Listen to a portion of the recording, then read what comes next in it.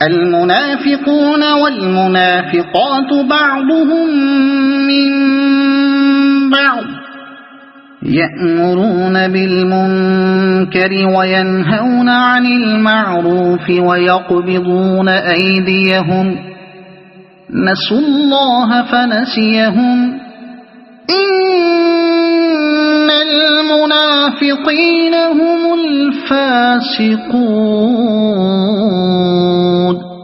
منافق مرد اور منافق عورتیں سب ایک دوسرے کے ہم رنگ ہیں، برائی کا حکم دیتے ہیں اور بھلائی سے منع کرتے ہیں اور اپنے ہاتھ خیر سے روکے رکھتے ہیں۔ یہ اللہ کو بھول گئے تو اللہ نے بھی انہیں بھلا دیا، یقیناً یہ منافق ہی فاسق ہیں۔ اپنے ہاتھ خیر سے روکے رکھتے ہیں، یہ تمام منافقین کی مشترک خصوصیت ہے۔ ان سب کو برائی سے دلچسپی اور بھلائی سے عداوت ہوتی ہے۔ کوئی شخص برا کام کرنا چاہے تو ان کی ہمدردیاں، ان کے مشورے، ان کی ہمت افزائیاں، ان کی اعانتیں، ان کی سفارشیں، ان کی تعریفیں اور مدح سرائیاں سب اس کے لیے وقف ہوں گی۔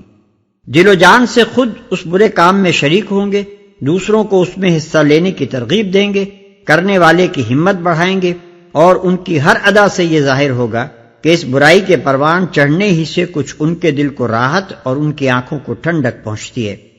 بخلاف اس کے کوئی بھلا کام ہو رہا ہو تو اس کی خبر سے ان کو صدمہ ہوتا ہے، اس کے تصور سے ان کا دل دکھتا ہے، اس کی تجویز تک انہیں گوارا نہیں ہوتی، اس کی طرف کسی کو بڑھتے دیکھتے ہیں تو ان کی روح بے چین ہونے لگتی ہے، ہر ممکن طریقے سے اس کی راہ میں روڑے اٹکاتے ہیں اور ہر تدبیر سے یہ کوشش کرتے ہیں کہ کسی طرح وہ اس نیکی سے باز آ جائے، اور باز نہیں آتا تو اس کام میں کامیاب نہ ہو سکے۔ پھر یہ بھی ان سب کا مشترک خاصہ ہے کہ نیکی کے کام میں خرچ کرنے کے لیے ان کا ہاتھ کبھی نہیں کھلتا، خواہ وہ کنجوس ہوں یا بڑے خرچ کرنے والے۔ بہرحال ان کی دولت یا تو تجوریوں کے لیے ہوتی ہے یا پھر حرام راستوں سے آتی اور حرام ہی کے راستوں میں بہہ جاتی ہے۔ بدی کے لیے چاہے وہ اپنے وقت کے قارون ہو، مگر نیکی کے لیے ان سے زیادہ مفلس کوئی نہیں ہوتا۔ وعد اللہ المنافقین والمنافقات والکفار نار جہنم خالدین فیہا ہی حسبهم ولعنهم اللہ ولہم عذاب مقیم۔ ان منافق مردوں اور عورتوں اور کافروں کے لیے اللہ نے آتش دوزخ کا وعدہ کیا ہے جس میں وہ ہمیشہ رہیں گے، وہی ان کے لیے موزوں ہے، ان پر اللہ کی پھٹکار ہے اور ان کے لیے قائم رہنے والا عذاب ہے۔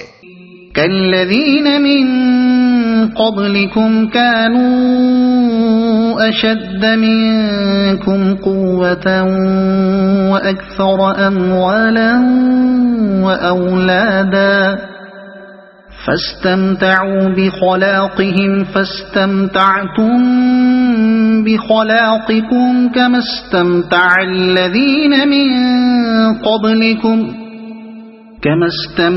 الذين من قبلكم بخلاقهم وخضتم كالذي خاضوا أولئك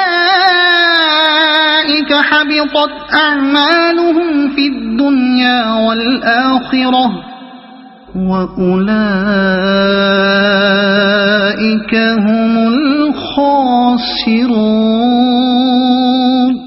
تم لوگوں کے رنگ ڈھنگ وہی ہیں جو تمہارے پیش روؤں کے تھے، وہ تم سے زیادہ زور آور اور تم سے بڑھ کر مال اور اولاد والے تھے، پھر انہوں نے دنیا میں اپنے حصے کے مزے لوٹ لیے اور تم نے بھی اپنے حصے کے مزے اسی طرح لوٹے جیسے انہوں نے لوٹے تھے، اور ویسی ہی بحثوں میں تم بھی پڑے جیسی بحثوں میں وہ پڑے تھے، سو ان کا انجام یہ ہوا کہ دنیا اور آخرت میں ان کا سب کیا دھرا ضائع ہو گیا اور وہی خسارے میں ہیں۔ تم لوگوں کے رنگ ڈھنگ۔ منافقین کا غائبانہ ذکر کرتے کرتے یکایک ان سے براہ راست خطاب شروع ہو گیا ہے۔ أَلَمْ يَأْتِهِمْ نَبَأُ الَّذِينَ مِن قَبْلِهِمْ قَوْمِ نُوحٍ وَعَادٍ وَثَمُودَ وَقَوْمِ إِبْرَاهِيمَ وَأَصْحَابِ مَدْيَنَ وَالْمُؤْتَفِكَاتِ أَتَتْهُمْ رُسُلُهُم بِالْبَيِّنَاتِ فما كان الله ليظلمهم ولكن كانوا أنفسهم يظلمون۔ کیا ان لوگوں کو اپنے پیش روؤں کی تاریخ نہیں پہنچی؟ نوح کی قوم، عاد، سمود، ابراہیم کی قوم، مدین کے لوگ اور وہ بستیاں جنہیں الٹ دیا گیا۔ ان کے رسول ان کے پاس کھلی کھلی نشانیاں لے کر آئے، پھر یہ اللہ کا کام نہ تھا کہ ان پر ظلم کرتا، مگر وہ آپ ہی اپنے اوپر ظلم کرنے والے تھے۔ کیا ان لوگوں کو اپنے پیش روؤں کی تاریخ نہیں پہنچی؟ یہاں سے پھر ان کا غائبانہ ذکر شروع ہو گیا۔ اور وہ بستیاں جنہیں الٹ دیا گیا، اشارہ ہے قوم لوط کی بستیوں کی طرف، مگر وہ آپ ہی اپنے اوپر ظلم کرنے والے تھے۔ یعنی ان کی تباہی و بربادی اس وجہ سے نہیں ہوئی کہ اللہ کو ان کے ساتھ کوئی دشمنی تھی اور وہ چاہتا تھا کہ انہیں تباہ کرے، بلکہ دراصل انہوں نے خود ہی اپنے لیے وہ طرز زندگی پسند کیا جو انہیں بربادی کی طرف لے جانے والا تھا۔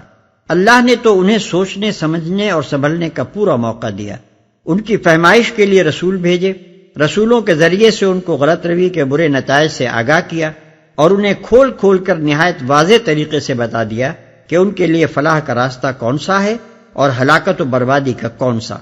مگر جب انہوں نے اصلاح حال کے کسی موقع سے فائدہ نہ اٹھایا اور ہلاکت کی راہ چلنے ہی پر اصرار کیا تو لامحالہ ان کا وہ انجام ہونا ہی تھا جو بالآخر ہو کر رہا، اور یہ ظلم ان پر اللہ نے نہیں کیا بلکہ انہوں نے خود اپنے اوپر کیا۔ والمؤمنون والمؤمنات بعضهم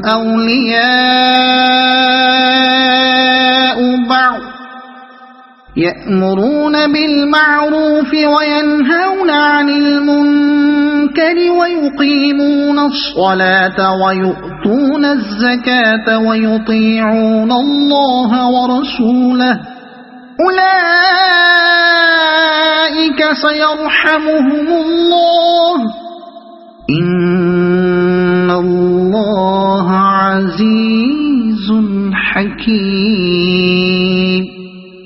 مومن مرد اور مومن عورتیں یہ سب ایک دوسرے کے رفیق ہیں، بھلائی کا حکم دیتے اور برائی سے روکتے ہیں، نماز قائم کرتے ہیں، زکوٰۃ دیتے ہیں اور اللہ اور اس کے رسول کی اطاعت کرتے ہیں۔ یہ وہ لوگ ہیں جن پر اللہ کی رحمت نازل ہو کر رہے گی، یقیناً اللہ سب پر غالب اور حکیم و دانا ہے۔ اور اللہ اور اس کے رسول کی اطاعت کرتے ہیں۔ جس طرح منافقین ایک الگ امت ہیں، اسی طرح اہل ایمان بھی ایک الگ امت ہیں۔ اگرچہ ایمان کا ظاہری اقرار اور اسلام کی پیروی کا خارجی اظہار دونوں گروہوں میں مشترک ہے، لیکن دونوں کے مزاج، اخلاق، اطوار، عادات اور طرز فکر و عمل ایک دوسرے سے بالکل مختلف ہیں۔ جہاں زبان پر ایمان کا دعویٰ ہے مگر دل سچے ایمان سے خالی ہیں، وہاں زندگی کا سارا رنگ ڈھنگ ایسا ہے جو اپنی ایک ایک ادا سے دعوی ایمان کی تکذیب کر رہا ہے۔ اوپر کے لیبل پر تو لکھا ہے کہ یہ مشک ہے، مگر لیبل کے نیچے جو کچھ ہے وہ اپنے پورے وجود سے ثابت کر رہا ہے کہ یہ گوبر کے سوا کچھ نہیں۔ بخلاف اس کے جہاں ایمان اپنی اصل حقیقت کے ساتھ موجود ہے، وہاں مشک اپنی صورت سے، اپنی خوشبو سے، اپنی خاصیتوں سے ہر آزمائش اور ہر معاملے میں اپنا مشک ہونا کھولے دے رہا ہے۔ اسلام و ایمان کے عرفی نام نے بظاہر دونوں گروہوں کو ایک امت بنا رکھا ہے، مگر فی الواقع منافق مسلمانوں کا اخلاقی مزاج اور رنگ طبیعت کچھ اور ہے اور صادق الایمان مسلمانوں کا کچھ اور۔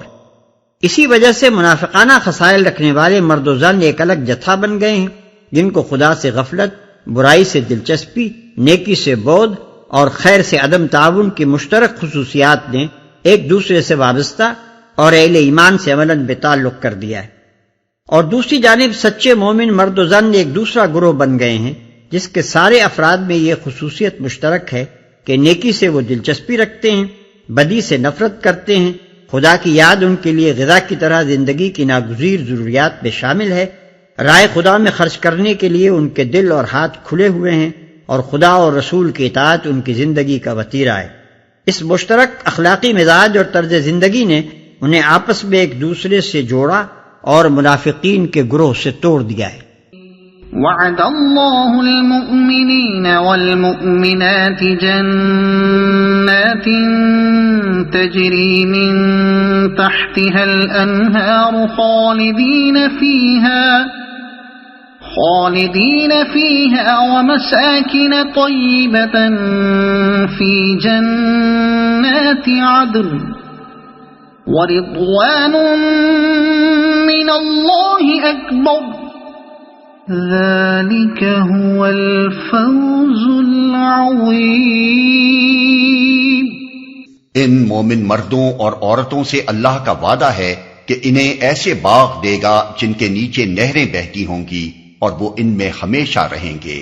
ان سدا بہار باغوں میں ان کے لیے پاکیزہ قیام گاہیں ہوں گی، اور سب سے بڑھ کر یہ کہ اللہ کی خوشنودی انہیں حاصل ہوگی، یہی بڑی کامیابی ہے۔